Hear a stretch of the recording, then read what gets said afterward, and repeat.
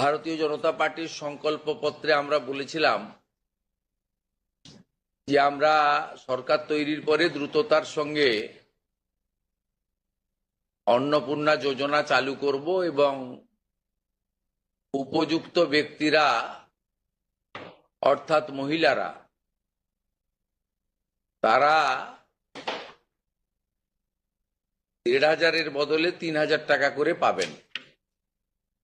প্রথম ক্যাবিনেটে এটা মঞ্জুরি দেওয়া হয়েছে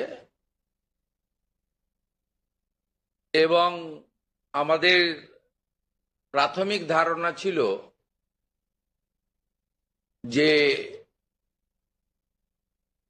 লক্ষ্মীর ভাণ্ডারের প্রাপকদের তালিকাটা ভেরিফাইড, কিন্তু আমরা ভুরি ভুরি অভিযোগ পেয়েছি যে ভোটার তালিকা থেকে নাম বাদ গেছে, স্থায়ীভাবে নাম বাদ গেছে এবং ট্রাইব্যুনালে বা সিএ তে অ্যাপ্লিকেশন করেননি এমন অন্তত ৩০ লক্ষের কাছাকাছি, অ্যাপ্রক্স বলছি, সংখ্যাটা আরো ক্লিয়ার হয়ে যাবে ফর্মগুলো ফেরত এলে, তারাও লক্ষ্মীর ভাণ্ডারের টাকা পাচ্ছেন। মূলত অভারতীয়দের, যেহেতু এটা প্রাপ্তবয়স্কদেরই স্কিম, যারা ভারতীয় নয় বা ভারতীয় ভোটার তালিকায় যাদের নাম নেই, আবার বলি সিএএ অ্যাপ্লিকেন্ট অথবা অ্যাডজুডিকেটের পরে যারা ট্রাইব্যুনালে আবেদন করে রেখেছেন তারা কিন্তু ব্যতিক্রম। সেক্ষেত্রে এই বিপুল সংখ্যক লোককেও লক্ষ্মীর ভাণ্ডারের টাকা দেওয়া হচ্ছে। তাই অর্থনৈতিক স্বচ্ছতা, পশ্চিমবঙ্গে বসবাসকারী আমাদের মা বোন দিদি যারা উপযুক্ত এবং যারা এই অর্থ পেয়ে আর্থিক নিরাপত্তা পান, কেবলমাত্র তাদের জন্যই এই স্কিম বা অর্থ দেওয়া উচিত বলে আমাদের বর্তমান মন্ত্রিসভা মনে করে। তাই আমরা আজকে একটি ফর্ম লঞ্চ করছি। এটি আমাদের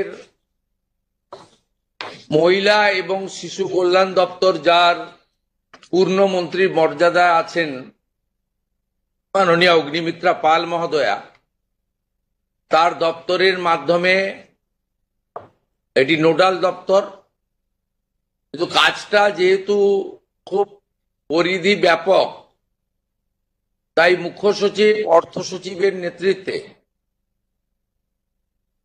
পুরো প্রশাসন অর্থাৎ জেলা শাসক, বিডিও, মিউনিসিপ্যালিটির ক্ষেত্রে সিও এবং কর্পোরেশনের ক্ষেত্রে কমিশনাররাও এতে যুক্ত থাকবেন এবং হোম পার্ট ডিপার্টমেন্টও এর সঙ্গে যুক্ত থাকবেন। ভোটার তালিকা তৈরি করা সহ আমাদের যারা এখন 2,20,00,000 মতো পান, যার মধ্যে ভোটার তালিকা থেকে মৃত, ভুয়া, অভারতীয়,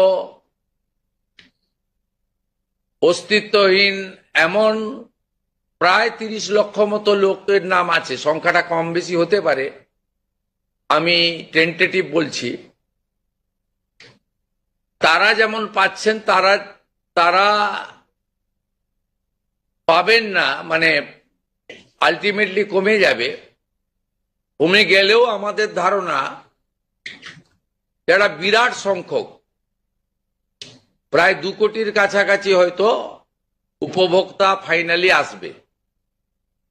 সেক্ষেত্রে আমরা লক্ষ্মীর ভাণ্ডার যোজনা কর্মসূচি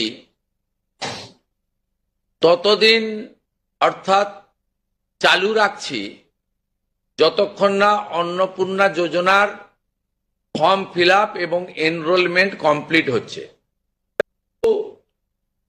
এনরোল ততক্ষণ লক্ষ্মীর ভাণ্ডারের যে সুবিধা তারা পাচ্ছেন সেই সুবিধা থেকে তারা বঞ্চিত হবেন না। মানবিক সরকারের এটাই প্রতিশ্রুতি।